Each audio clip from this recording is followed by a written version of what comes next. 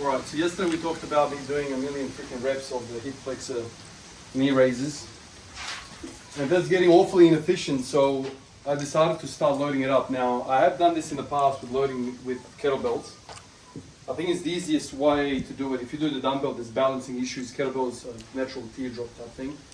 So I've just had a bit of a run, and I'll show you guys what I can do. Basically, what I'm after here is establishing a 1 rep max with the hip flexor, which is funny to even say, but let's work out what 100% is, and then we go from there. So when I'm working with 80% in the squat, it doesn't make sense for me to do 1,000 freaking reps of 0% of my 1 rep max hip flexor. So you're going to match some of these loadings up. So I'll show you guys what I can do with this. I've already tried, and I can do 30 kilos for half a rep with my right foot, and I can do 30 kilos, I think, pretty clean with my left. So that's where we're at. So I'm going to call 30 kilos my 1 rep max, and so then I'll work with that. So I don't know, 80% like we said was 24 kilos. I can't really shave some of this weight off exactly, so maybe I'll use 20 kilo kettlebell for sets of 5 or something like that. I don't even know what I'm going to do, but at least I have some sort of an idea where I can load. So I think I'm getting to a point where I can't afford to spend, everything over. I can't afford an hour and a half of freaking hip flexor training. It's really inefficient time, training time. So let me show you what I'm talking about here. So this is 6 kilos. Obviously that's going to be easy. So 6 kilos, not even a problem. Both legs, that's fine. 20 kilo, that's freaking hard. And you know what the funny thing is? When I do this, obviously I feel it in the hip flexor, I feel it in my adductor here, and I feel it in the hamstring in the back of me, on the other side. So that is really, really interesting stuff, right? Yeah, so I'm feeling the adductor and the hamstring on the other side. So, weird stuff. And without a doubt, I'm weaker in my right. So, you can see that we're starting to uncover some weaknesses unilaterally. So I'm definitely weaker in the hip flexor. And I don't know whether there's compensation mechanisms happening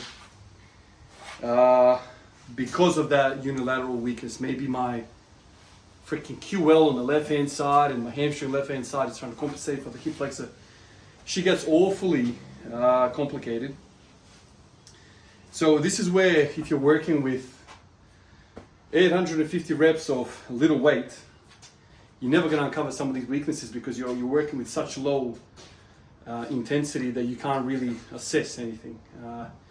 When you're working with heavy ass weight, you start to recruit all of the fibers of the muscle, and you start to kind of truly get an understanding where something is.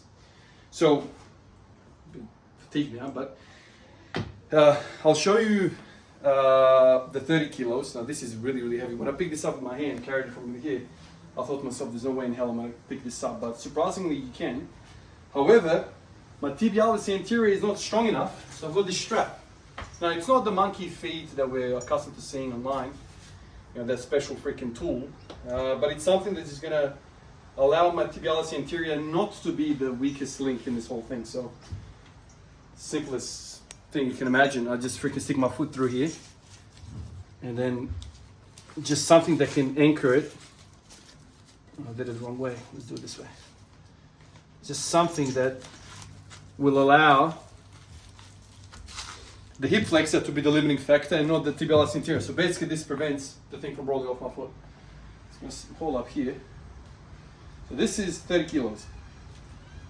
Well, that was shit, but maybe 90 degrees. And now the test is going to be the right. The right is going to really test me. God, man, that's freaking tiring, yes.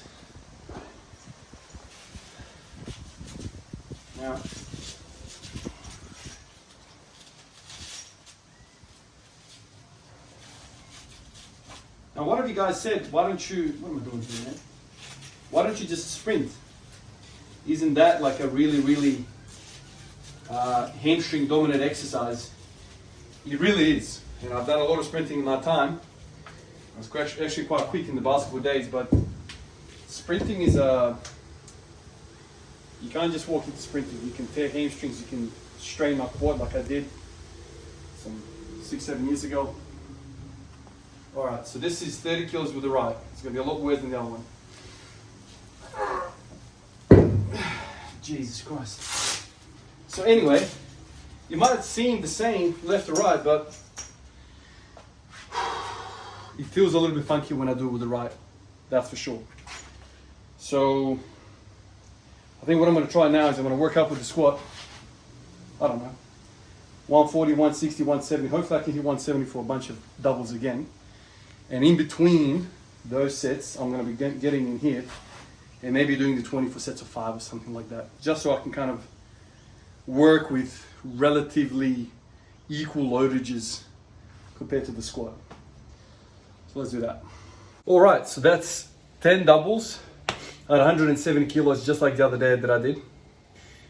And this time around, I supersetted it with the weighted 20 kilo kettlebell. I'm calling them single marches. So basically hip flexor sets. I must say the squats were more difficult to get through. Yeah, definitely more difficult to get through. But I felt well. So I still feel really, really well. There's something about it, I don't know what's going on, but because it's weighted, I feel a whole lot more stuff going on. So clearly, unweighted, it's hip flexors. You know, rectus femoris, iliacus, psoas, minor and major, I dare say TFL, or even like glute med. You start feel it when you start getting into the 30s, the 40s, and the 50 reps. But with heavy weight, man, I'm feeling like so much more. Like it's legit heavy lift. So I was feeling the hamstrings of the leg that I'm using. I'm feeling the hamstring on the opposite leg. Don't understand that. Have to think more about that. And I'm also feeling the adductors on both sides. Once again, weird. I know one of the part of the group of adductors, I think it's the adductor magnus, has hip flexion moment arms.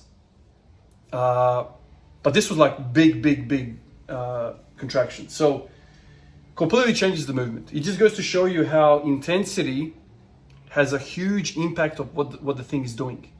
Exercise selection is one thing, but the weighing of that thing changes everything, man. It completely changes the lift, because you can go from one freaking fiber working in a lift to like 3 or 4 or 5 or 6 freaking muscle groups, fully primary movers. So it completely has changed it. You know, a lot of you guys were saying 850 freaking reps is way too much. You gotta put some weight on. Thought about that. A lot of you guys were saying, man, you can't be doing that much. It's probably making it worse for you. So it's like, there's like a scale of benefit for anything that we do. If you do too much volume, it becomes a negative. You've gone beyond the positivity threshold and you're now going to the negative, just as like you didn't do anything, right? So like there's like a perfect threshold where you have benefits. So that kind of sat in my mind for a little bit, and I thought, all right, let's first of all see what I'm capable of. So I'm like, I don't even know how much force can I generate with my hip flexors. I don't even know what the standards are. I might look this up. I know Knees Over Toes guy has some sort of standards. Is it quarter body weight for set of 20 or something like that, or 20% of the body weight? There's like a standard like that, which he uses for most of his athletes.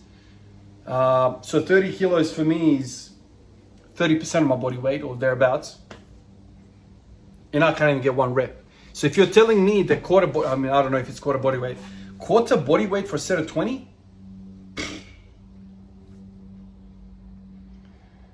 like 25 kilos, get out of here, dude. I can't even get 5 proper reps. So I'm long away.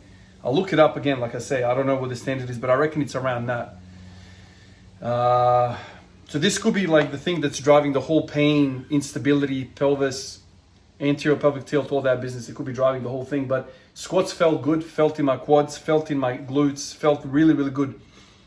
Like the other day, after doing the bodyweight version of this, I feel good right now. I feel really, really good. So it's gonna be interesting to see how I feel tonight as kind of everything settles down and the pump leaves and I kind of go back to my resting state of the body, whether certain muscles start to pull me out of position again and cause pain again. So I'll be interested to see. Obviously, if the pain comes back in, I know I need to do more work. So I'll probably do body weight tonight if there is pain.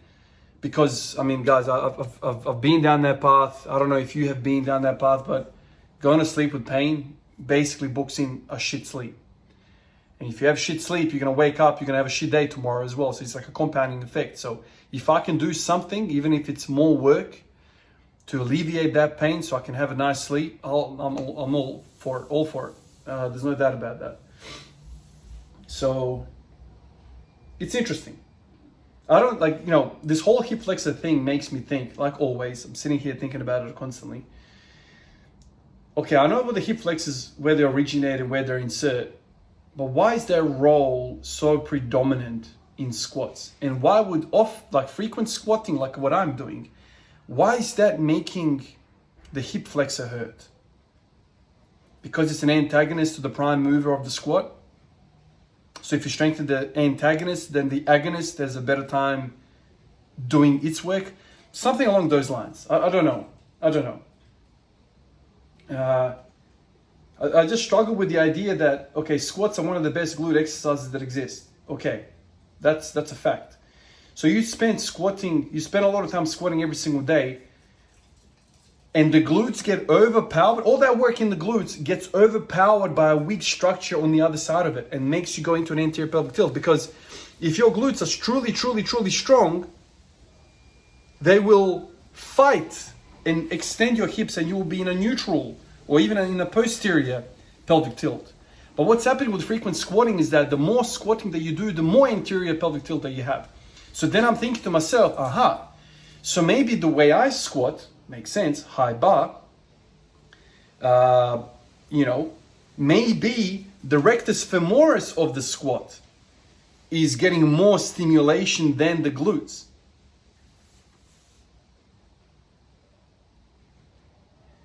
But then if that's the case, the rectus femoris will be long and wouldn't, again, make you go into an anterior pelvic tilt. Because something that's strong is going to be long. So both of those theories that I just said, even if you're predominantly using your quads or your glutes, you're still going to be in a extended neutral pelvis.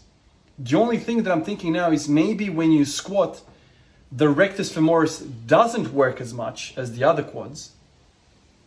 That doesn't work again because the rectus femoris is the only one that impacts the pelvis. Like all the other quads, the vastus medialis, lateralis, intermedius, all of that stuff doesn't cross the pelvis, so it's not going to make an impact on an anterior pelvic tilt. It's only the rectus femoris. So it's something got to do with the glutes, rectus femoris, and the psoas. These three players or groups of players are having an impact of my health after spending a lot of time squatting. Anyway, I don't understand what's going on, but clearly, when I was cut out. So what I was trying to say is clearly squatting alone and not doing anything else is not going to be putting your body in a position where you're going to be balanced. Something is missing when you squat. And it makes sense that a movement like a reverse version of a squat is going to be all inclusive. So squat and reverse squat, perfect union, you have balance. So maybe it's something like that. I mean, I don't know.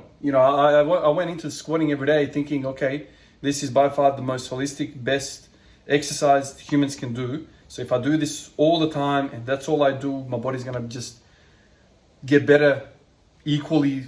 That was kind of the belief at the time. But clearly, very soon in, like not even like 100 days in, I started feeling niggles and pains and strains and hip pain. And at that time I was very fresh. I didn't know what was going on.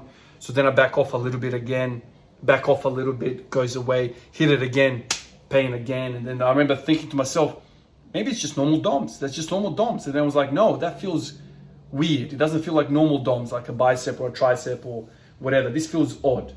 So then I identified that it's not normal DOMs. Something's going on.